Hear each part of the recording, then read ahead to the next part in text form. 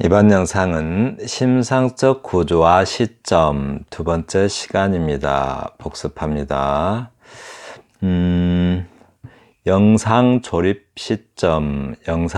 시점이란 뭘까요? 영상이 뭔지 알면 되겠죠. 지금쯤 영상이 뭔지 정확히 아시죠? 네, 거울이나 물에 비치는 그림자가 빛을 영자에 이렇게 모양상자 써서 물이나 거울에 비춰지는 그런 물상의 모습들이 영상입니다. 그런데 시에서는 물이나 거울에 비춰지는 물상의 모습이 영상이듯이 우리의 생각, 우리의 마음에 비춰져서 마음에 비춰지는 그런 모습들, 물상의 모습들이 바로 영상입니다.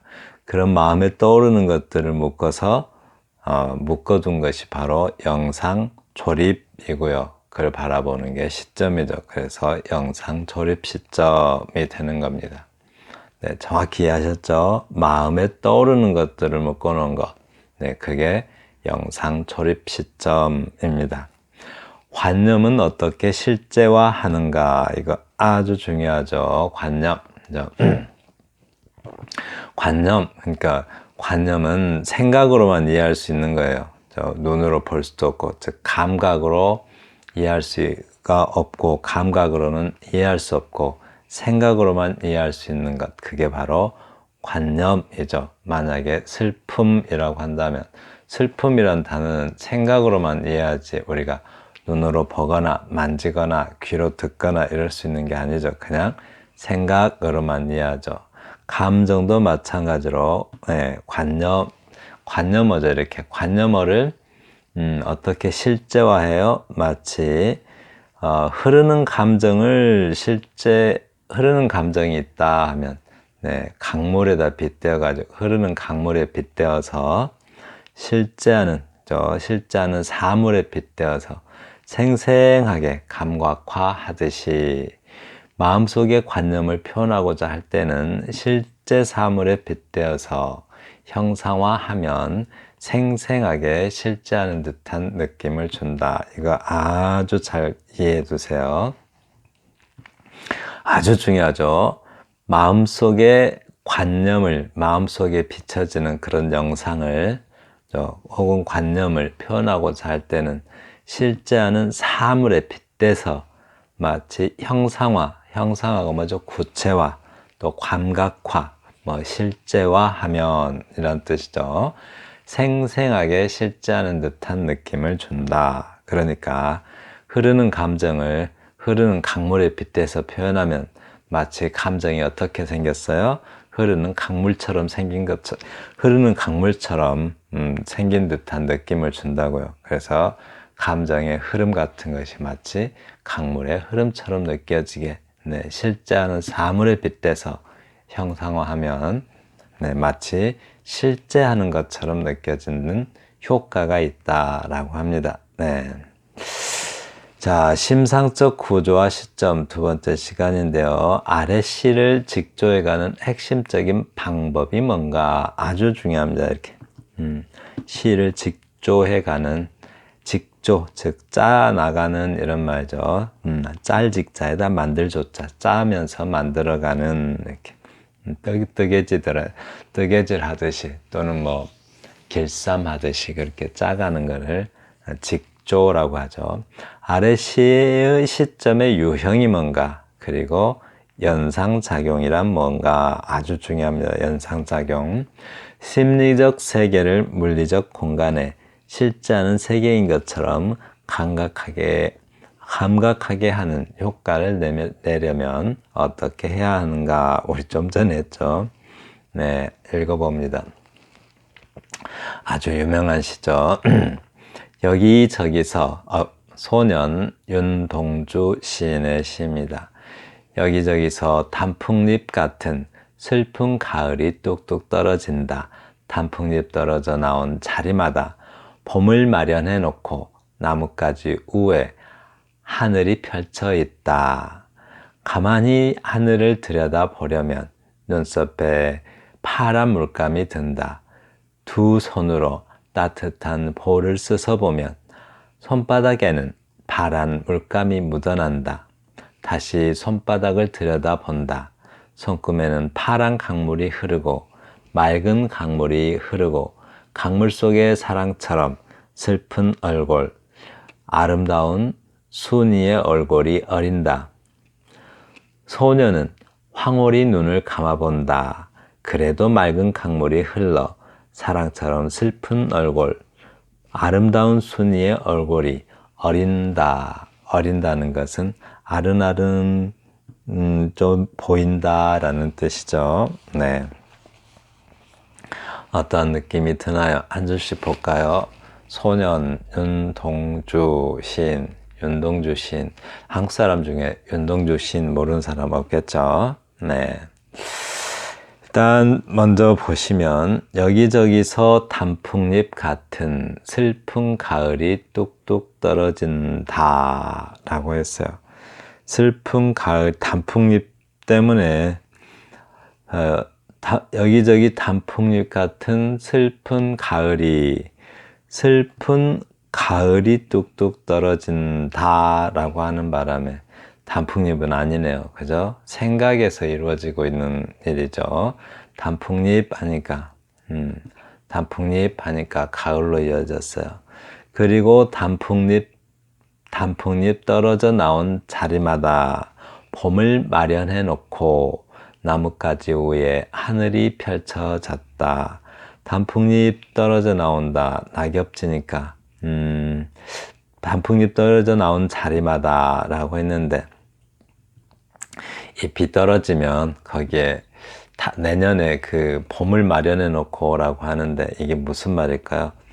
그래서 식물에 관심을 많이 가지셔야 돼요. 이렇게 이게 무슨 말이에요? 단풍잎 떨어져 나온 자리마다 봄을 마련해 놓고 이렇게 써놨는데 나뭇가지 위에 하늘이 펼쳐 있다.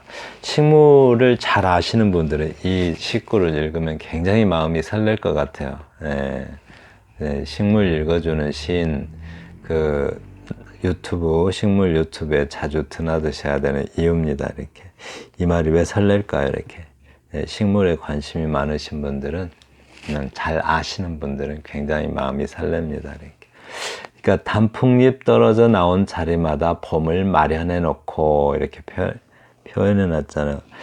그러니까 사실은 잎이 8월 정도 되면은 벌써 그 다음 연도 봄을 준비합니다. 나무가. 그러니까 가을에 잎이 떨어지잖아요. 가을에 잎이 떨어지기 전부터 잎은 한 8월, 9월부터 잎눈이라는 걸 만들기 시작해요. 잎눈. 그러면 이제 잎이 그 한 해 동안 수분을 공급하고 숨 쉬는 역할을 하고 또 광합성을 받아들였던 그 잎이 지고 나면 그 자리에 봄눈이라는 게 잎눈이라는 게 생겨요. 잎눈. 예, 꽃이 필 자리에는 꽃눈이 생기고 내년에 잎이 필 자리에는 잎눈이 생깁니다. 그래서 겨울 내내 그 잎눈 망울, 조그마한 망울이 있어요. 망울. 그 조그마한 망울 속에서 겨울 내내 작업을 해가지고 봄이 되면 잎을 만들어서 하나씩 틔우기 시작해요. 그래서 이 단풍잎이 떨어져 나온 자리마다 봄을 마련해 놨다. 이 말은 그 잎눈이 생긴 거죠. 잎눈이 겨울 동안 작업을 하려고 잎눈이 생긴 겁니다. 꽃눈, 잎눈이 생겨요. 그리고 나뭇가지 위에 하늘이 펼쳐졌다. 네, 이제 내년을 기대하는 거겠죠. 하늘은 어떤 소원 같은 거죠. 이렇게 어떤 바람의 대상, 네, 또 진리, 생명, 소원을 비는 대상이기도 하고, 가만히 하늘을 들여다보면 눈썹에 파란 물감이 든다. 두 손으로 따뜻한 볼을 씻어보면 손바닥에는 파란 물감이 묻어난다. 다시 손바닥을 들여다본다. 손금에는 파란 강물이 흐르고 맑은 강물이 흐르고 강물 속에 사랑처럼 슬픈 얼굴, 아름다운 순이 얼굴이 어린다. 소녀는 황홀히 눈을 감아본다. 맑은 강물이 흘러 사랑처럼 슬픈 얼굴, 아름다운 순이 얼굴이 어린다. 맨 처음에는 이런 거를 이제 연상기법이라고 합니다. 처음에 이제 단풍잎에서 가을로 가고 또 가을에서 봄이라는 걸 생각하고 또 하늘을 떠올리고 또 가만히 하늘이 파라니까 또 눈썹이 파란 물감이 든다고 그러고 또 파란 물감을 뭘로 써서요? 손으로 써서 보니까 손이 파란 물감에 묻어나요, 손에. 그래서 다시 손바닥을 들여다보니까 손바닥에는 파란 강물이 흐른대요. 손금에 파란 강물이 흐르고 있대요. 이것도 파란 강물은 맑은 강물의 상징이 되고 그 강물 속에 사랑의 슬픈 얼굴, 네, 영상이 비치네요. 누구요? 순이 얼굴이 어린데요. 그리고 소년의 황홀히 눈을 감아본다. 소년은 황홀히 눈을 감아본다. 맑은 강물이 흘러 사랑처럼 슬픈 얼굴, 아름다운 순이 얼굴이 어린다. 이렇게 진행되는 것을 연상작용, 연상이라고 해요. 연상. 네. 파란색을 생각하면, 아니, 하늘을 생각하면 파란색을 생각하고, 또 파란색 하면 맑고 깨끗한 것을 또 떠올린다든가, 뭐, 다양한 사람마다 다른 걸 떠올릴 수가 있겠죠. 뭐, 나뭇가지 하면 꽃을 떠올린다든가, 또 어떤 사람은 나뭇가지 하면은, 땔감을 생각할 수도 있겠죠. 그래도 온 방을 갖다 난방의 연료로서 생각하는 연료를 떠올리는 사람들도 있을 것이고 그렇게 계속 생각이 펼쳐져 나가는 것 그것을 연상이라고 해요. 연상이라는 건 뭐 심리적 현상이죠. 그러니까 심리적 작용이죠. 마음의 작용. 그러니까 이것도 심상적 구조라고 할 수가 있어요. 심상적 구조. 근데 계속 이동해 가지고 이렇게 강물 또 뭐 나무, 하늘 이렇게 계속 이동해 가요. 그래서 심상적 구조에서의 이동 시점이라고 할 수가 있어요. 잘 이해되셨나요? 연상이라는 게 뭔가 할 때, 연이어서 계속 생각이 떠오르는 게 그게 연상인데, 그죠? 네, 그렇습니다. 그러니까 이제 연상이라는 것은 심리작용이니까, 네, 일단 심리작용, 마음에서 떠오르는 것이니까 심상적 구조라고 할 수가 있어요. 근데 연상이 계속 다른 사물로 이동해 가잖아요. 그러니까 이동 시점 이렇게 표현할 수가 있습니다. 그런데 이제 이 시에서는 네, 어디로 생각이 흘러가도 아무리 생각이 흘러도 네, 무엇을 상상을 해도 결국 네, 그 연상작용에 의해서 그 생각은 흘러서 바로 그 그리운 사람에게 수렴된다라고 합니다. 네. 근데 이 시에서 저는 아주 특징적인 게 처음에는 자연스럽게 실제 하는 사물로부터 출발해 가지고 점점 이렇게 슬며시 연상세계로 빠져들어가는 그런 효과를 그렇게 빠져들어가니까 어떻게 돼요? 그 연상세계가 마치 실제의 세계인 것처럼 착각을 하게 만드는 네, 그런 효과가 있는 것 같습니다. 네. 살펴보겠습니다. 위에 시를 직조해가는 핵심적인 방식은 뭔가? 네, 연상이죠, 연상. 연상. 여기가 연이을 연자예요. 연이을 연자, 생각상자.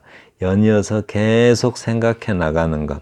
근데 반드시 네, 떠올리는 그 무엇이 있어야겠죠. 기차 하면 뭐 떠올려요? 기차 하면 연상되는 것들이 뭐가 있어요? 빠르다, 길다, 철도, 여행, 뭐 다른 사람은 뭐 사고를 생각하는 사람도 있겠죠. 기차로 사고를 경험한 사람은. 그래서 그런 것들을 연상이라고 해요. 네. 꽃 하면 무슨 생각이 떠올라요? 어떤 것이 연상돼요? 뭐 아름답다, 또 뭐 꽃, 그죠? 의미를 떠올리는 사람도 있을 것이고, 꽃 하면 또 금방 시드는 것, 뭐 이런, 또는 어떤 사람은 사랑하는 사람, 떠올릴 수도 있겠죠. 위의 시의 시점의 유형은, 자, 연상작용은 어디서 일어나요? 마음속에서 일어나죠. 마음속. 그러니까 마음속에서 일어나니까 심상적 구조인데 계속 다른 것으로 이동해 가니까 심상적 구조 속에서 이동 시점이라고 할 수가 있습니다. 다시 한번요. 심상적 구조에서의 이동 시점, 이렇게 말할 수 있어요. 네. 처음에는 서경적 공간에서의 이동 시점은 실제적 공간의 이동 시점이지만, 다시 한번요. 서경적 공간, 전에 썼던 서경적 공간에서의 이동 시점은 실제적, 즉 눈으로 본 거죠. 본 것, 보고 느낀 것에서의 이동 시점이지만, 심리적 공간에서의 이동은 심리적 공간에서의 이동은 뭐예요? 연상작용의 결과다. 이 말 아주 중요합니다. 심리적 공간에서의 이동은 연상작용이죠. 네, 실제적 서경적 공간에서의 이동은 뭐예요? 진짜 이동하죠. 진짜 배를 타는 위치에서 또 배를 타고 가는 위치로 카메라맨이 카메라 갖고 이동하듯이 진짜 이동하는 것을 말합니다. 연상작용이란, 그렇게 작용하는 게 연상작용이에요. 계속 연이어서 생각해 가는 것. 그게 연상작용입니다. 푸른 하늘 하니까, 그죠? 푸른 강물을 떠올리고, 또 푸른 하늘을 보니까 눈썹이 파란 물감으로 물들었다라는 표현으로도 갈 수 있고, 또 그러다 보니까 손으로 탁 얼굴 씻어내리니까 손에 파란 물감이 들어요. 파란색 하니까 또 맑은 강물로 또 이어지고, 이런 연이어서 떠오르는 그런 생각들이 연상이라고 합니다. 그 과정을 작용이라고 하고요. 심리적 세계가 실제적 세계인 것처럼 느껴지게 하려면, 은근슬쩍 처음에는 물리적 공간의 사실적인 국면, 즉 현실에 실제 감각적으로 존재하는 국면에서 은근슬쩍 마음의 공간인 심리적 국면, 그죠? 정신세계 속으로 은근슬쩍 이동하면 사실적인 그 연상세계가, 연상세계에 의해서 펼쳐지는 장면들이 사실적인 세계인 것처럼 느껴지게 하는 효과를 줄 수 있다라고 합니다. 시 한번 더 보겠습니다. 이제 위에 이런 시 여러분 쓸 수도 있겠죠, 어쩐지. 쓸 수 있을 것 같지 않으세요? 한 번씩 해봐요. 이런 시 탁 해가지고 그냥 쉽게, 출발은 쉽게 할 수가 있잖아요. 그냥 뭐 이불 가지고 해도 되고, 이불 하면 떠오르는 게 뭔가 해서 쭉 상상을 펼쳐가는 것. 한 번씩 시도해 볼 만하죠. 다음, 근데 이제 저런 연상작용 할 때, 너무 과학적으로 깊게 파고드신 분들은 조금 어려울 수도 있겠죠. 근데 또 과학도 많이, 뭐든지 바깥 세계에 대해 바깥 세계랑 소통하고자 한다면은, 그죠? 과학, 뭐 생물, 물리, 이런 거 조금씩 관심을 늘 가지셔야 됩니다. 많이 유리해요, 그러면. 아래 시가 묘사하는 대상은 무엇인가? 묘사하는 대상이 뭔가 아주 중요하죠. 시점의 유형이 뭔가? 제목인 절벽은 어떤 절벽인가? 꽃은 무엇을 상징하는가? 다시 한번요. 묘사의 대상이 뭔가? 시점 유형이 뭔가? 제목인 절벽은 어떤 절벽인가? 꽃은 무엇을 상징하는가? 개인적으로 아주 좋아하는 시가 이 이상의 절벽입니다. 아주 좋아했었어요. 아주 신기했어요. 처음에 볼 때는.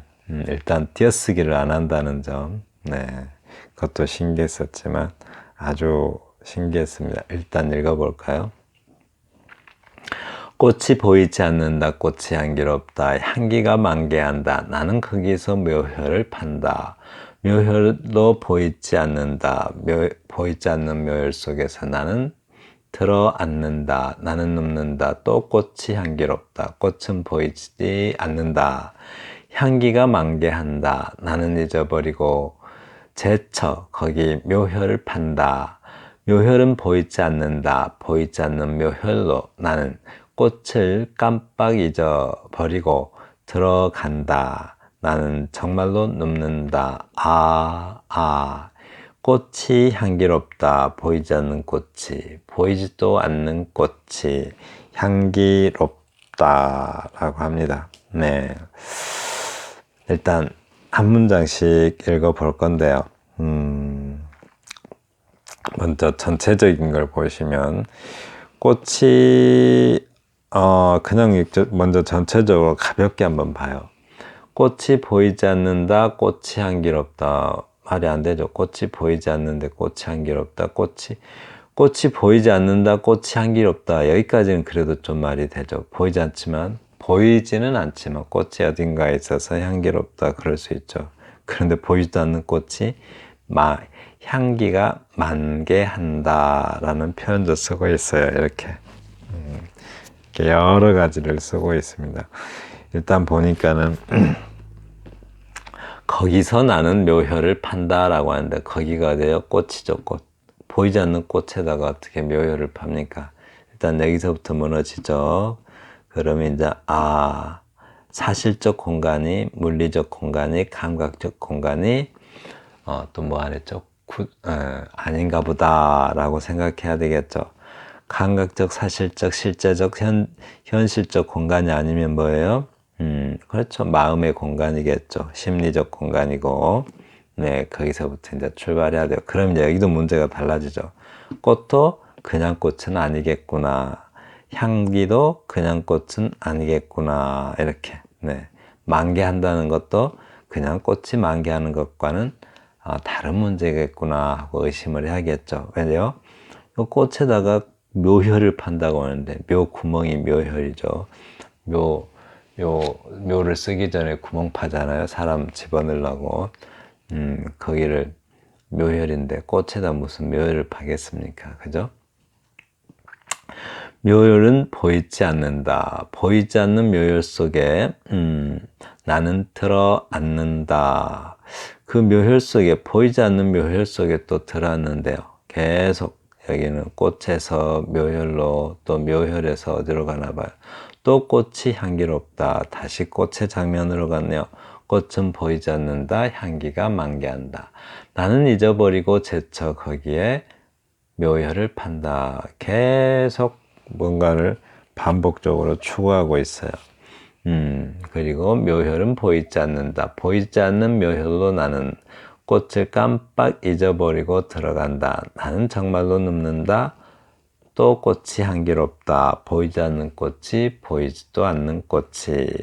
네, 밑에 다시 나오니까요. 그냥 이렇게 읽어봤습니다. 이렇게 계속 장면이 몇 개 안 되는 장면이지만 장면이 하나는 아니죠. 여러 개죠. 그리고 어디서 일어나요? 심리 속에서 일어나는 장면이잖아요. 그래서 심리 속에서 일어나니까 일단 심상적 구조죠. 장면이 그런데 여기서 이동하는 느낌은 없죠. 어디로 가거나 오거나 가거나 이동의 느낌은 없어요. 그런데 장면이 여러 개예요. 그리고 한 군데서 바라보고 있어요. 장면은 여러 개인데 그럼 뭐예요? 회전 시점이라고 할 수 있습니다. 네, 한 지점에서 바라보고 있는데 네, 장면이 여러 개 나와요. 그러면 회전 시점이죠. 네, 그렇게 구분할 수가 있어요. 여기서는 어떤 심리적 어떤 자기가 자기를 바라보고 있는 듯한 느낌이 들죠. 네, 그런 관점에서 쓴, 시입니다. 어떤 의식의 공간 속에 자기 행위를 이렇게 보고 있어요. 그러니까 자기가 자기의 행위를 바라보고 있는 그런 모습입니다. 네, 다시 한번 보겠습니다. 자, 하나씩 살펴볼게요. 이렇게 띄어놔야 좀 느낌이 오죠. 먼저 의식일, 꽃이 보이지 않는다. 제정신이죠. 이제 꽃이 보이지 않는 것은 제정신이라고 해요. 그러니까 바깥 세계에 대한 의식이에요. 이거는 의식일이라고 써놓은 거는 바깥 세계에 대한 의식. 의식이 우리는 두 가지가 있다면 내 안을 바라보는 의식이 있고 그리고 내 밖을 바라보는 의식이 있어요. 여기서 의식일은 제가 제정신이라고 말하는 것은 바깥 세계에 대한 의식인 거죠. 그리고 현실적인 것이고 실제적인 현실, 실제, 감각, 물리적 그런 바깥 세계에 대한 의식이 입니다. 어떻게 보면 좀 즉자적 의식이라고 할 수가 있겠죠. 이렇게 즉자적 의식 있는 그대로 보는 의식이죠. 네. 근데 이제 의식 2는 봐요. 꽃이 향기롭다, 꽃이 만개한다. 나는 거기 묘혈을 판다. 이렇게 의식 2라고 하는 거 이런 것들 보면, 네. 일단 현실 세계라면 말이 안 되죠. 꽃에다 어떻게 묘혈을 팝니까? 그죠? 일단 말이 안 되니까 이거는 어디서 현실 세계, 물질 세계, 물리적 세계, 그죠? 과거 세계에서는 말이 안 되는 거죠. 불합리한 거죠. 부조리한 거고. 그러면은 일단 마음에서 일어나는 세계구나라고 생각해야 되겠죠. 그러니까 마음에 비춰지는 또는 마음에서 살짝 드러나 보이는 심리적 세계에 대한 의식이겠죠. 네. 그래서 마음에서 일어나는 그런 시적 정황들. 네. 2번은 그런 정황들이에요. 마음에서 일어나고 있는 시적 정황들이고, 그런 걸 의식하고 있기 때문에, 우리는 그런 의식 상태를 보고 있다고 해야겠죠. 그러니까, 이거는 자기의 생각을 자기가 보고 있는 거예요. 자기가 자기를 보고 있죠. 헤겔이 말하는 대자적 존재. 그러니까 자기는 있는 그대로만 바라보는 것을 즉자적 존재라고 한다면 자기 자신을 자기가 보는 거예요. 이렇게 자기 내면의 의식을 보고 있죠. 이렇게 의식. 또 메타인지라고도 많이 해요. 자기의 의식을 자기가 어떻게 의식하고 있는지를 바라보는 그거를 의식하는 거. 그게 이제 메타의식이라고 하는 건데 자기가 어떤 의식을 하는데 그 의식을 바라보는 거예요. 이거는 즉자적 의식이니까 있는 그대로 현실 물질 세계를 그대로 바라보는 건데 이건 자기 의식 속의 의식을 바라보는 자기 의식 속의 현상을 의식하는 거잖아요. 의식을 의식하는 거죠. 그래서 헤겔식으로 말하면 대자적 존재로서의 의식을 하는 거고 인지과학에서 말하는 메타인지라고 할 수가 있습니다. 자, 묘혈도 보이지 않는다. 제정신이죠. 이게 현실을 바라보는 거니까 보이지 않는 묘혈 속에 나는 들어간다. 아주 집착을 해요. 어디에? 꽃에다가 묘혈을 파고 또 그 묘혈 속에 들어가려고 아주 안간힘을 쓰고 있습니다. 나는 눕는다. 또 그 꽃이 향기롭다. 또 꽃이 보이지 않는다. 향기가 만개한다. 나는 잊어버리고 앞서 판 묘혈을 잊어버리고 거기다 또 묘혈을 판다. 아주 집착도 심하게 집착하고 있습니다. 그래서 묘혈은 보이지 않는다. 보이지 않는 묘혈로 나는 꽃을 깜빡 잊어버리고 들어간다. 나는 정말 눕는다. 아하, 향기롭다. 보이지 않는 꽃이, 보이지도 않는 꽃이 향기롭다라고 합니다. 이 꽃, 근데 이제 이 묘혈, 죽어서라도, 죽어서라도 거기에 거기로 들어가겠다라는 어떤 강한 의지가 보이는 이 꽃. 어떤 사람은 그것을 절대적 진리라고 할 수도 있을 것이고, 어떤 사람은 꽃이니까, 영원한 아름다움이라고 볼 수도 있겠죠. 또 어떤 사람은, 뭐라고 볼 수도 있을까요? 종교인들은 또 종교적인 관점에서 볼 수도 있을 것이고요. 그렇습니다. 자, 그러면 위에 시가 묘사하는 대상은 무엇인가? 심리적 공간인 의식 속에서 자기 행위를 묘사하는 것이다. 그죠? 자기 행위. 그러니까 현실 어떤 물질 세계, 현실 세계에서의 자기를 보는 게 아니라 자기 의식 속에 자기를 들여다보는 의식을 하는 거죠. 자기의 심리 속에 자기의 심리를 의식하는 거예요. 의식이란 단어를 좀 제대로 알아야 될 것 같아요. 그래야 이제 이 말이 좀 이해가 될 것 같아요. 제가 아무리 설명해 봐야 별로 그렇게 와닿지는 않을 것 같아요. 인식 과정이라고 그래요. 인식이 뭐죠? 근데 인식 과정이 있으려면 맨 처음에 우리가 어떤 것을 느끼거나 알기 위해서는 의식이라는 게 먼저 있어야 돼. 의식. 네, 의식이라는 게 있어야 앞에 뭐가 있네 하고 알죠. 누가 만지면 만지네 하고 알고.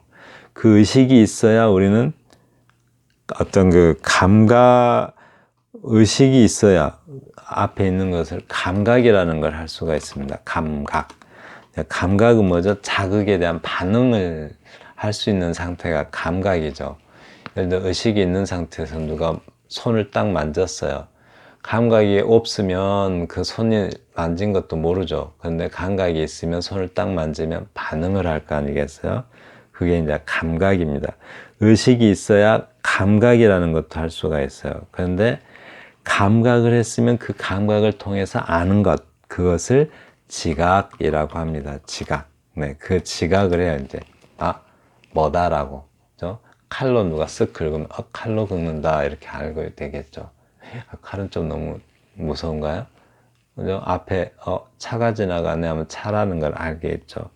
그렇게 지각을, 그렇게 감각을 통해서 아는 것이, 감각 정보를 통해서 아는 것이 지각이라고요.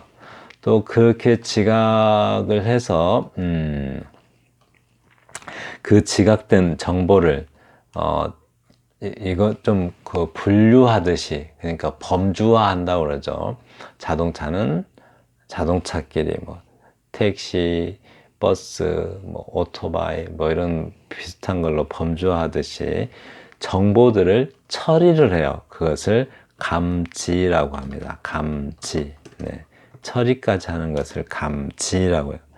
정보 처리가, 감각 정보가 처리돼서 있는 상태가 감지면 그걸 통해서 또 우리가 의식을 하겠지. 그걸 통해서 또 그 정보 처리를 하게 되면, 즉 인지라고 합니다. 인지.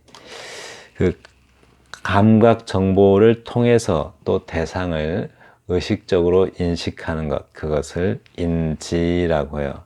거기에 이제 이렇게 해서 판단까지 하게 되면, 인지도 역시 감지가 감각 정보를 처리하는 게 감지이듯이, 또 의식 정보를 처리하는 것은 이 인식 과정의 정보, 여기까지의 정보를 처리하는 것이 인지입니다. 이렇게. 잠깐만요. 이 감각 정보를 처리하는 데까지가 감지라면, 감지된 이 정보 전체를 처리하는 것이 인지예요. 그래서 판단과 결론까지 내릴 수 있는 것이 바로 인식이라고 합니다. 이 전체 과정을 인식의 과정이라고 해요. 인식의 과정. 네. 그래서 의식이라는 것, 이 단어들을 좀 정확하게 시를 쓰시려면 이 단어들을 좀 알고 있어야 되지 않을까. 시를 이해해야 되니까요. 네, 넘어갈게요. 그러면 이제 좀 이제 알겠죠. 심리적 공간에 무엇이 있는지 우리가 의식 속에서 자기 행위를 묘사한 것이다 라고 합니다. 즉 나의 의식을 묘사하고 있어요. 내 심리 속에 나의 의식, 내가 무슨 생각을 하고 있는지를 묘사하고 있죠. 내 의식이, 내 인식이 어떻게 작동하는지, 그것을 묘사하고 있는 것이 바로 이 시입니다. 네, 그게 시적 대상이에요. 즉 묘효를 파는 나인데 그 묘효를 왜 파는가? 그죠? 그 대상을 묘사하는 주체 또한 나이다. 즉, 네, 이 나라는 주체는 뭐죠? 내 의식을 바라보고 있는 나, 그것을 메타인지라고 하고 또 그 나는 대자적 존재라고 말할 수 있습니다. 네, 해겔식으로 말하면 대자적 존재, 인지과학식으로 말하자면 메타인지의 주체라고 할 수가 있어요. 다시 한번요. 해겔식으로 말하면 대자적 존재라고 하고 인지과학에서 말하는 것은 메타인지의 주체라고 할 수가 있습니다. 네. 쉽게 말하면 대자적 존재인 내가, 즉자적 존재인 나를 대자적 존재인 내가 기록하고 있는 셈이래요. 여기 인지 주체인 나를 메타인지의 주체인 내가 기록하고 있는 셈이고요. 위 시의 시점의 유형은 네, 이미 이해되셨죠? 시적 화자인 나는 잠깐만요. 시적 화자인 나는 원하는 것은 다 들여다볼 수 있고 장면을 내 마음대로 바꿀 수 있다. 이러한 형태를 심상적 회전 시점이라고 한다라고 해요. 이걸 좀 이렇게 고쳐봐요. 심상적 구조에서의 회전 시점. 회전 시점하고 고정 시점하고 조금 헷갈릴 수도 있어요. 이게 단순한 문제가 아닙니다. 고정 시점은 장면이 하나 있지만 회전 시점은 장면이 몇 개 돼요, 이렇게. 그리고 고정 시점도 한 군데서 바라보지만 회전 시점도 바라보는 위치는 하나잖아요. 시점 자체는 한 군데 딱 고정되어 있죠. 고정 시점처럼. 그렇지만 장면이 여러 개로 이렇게 돼 있어요. 회전 시점은 조금 다르죠. 그래서 심상적 구조에서의 회전 시점 이렇게 이해하시는 게 좋겠습니다. 자, 절벽은 어떤 절벽인가?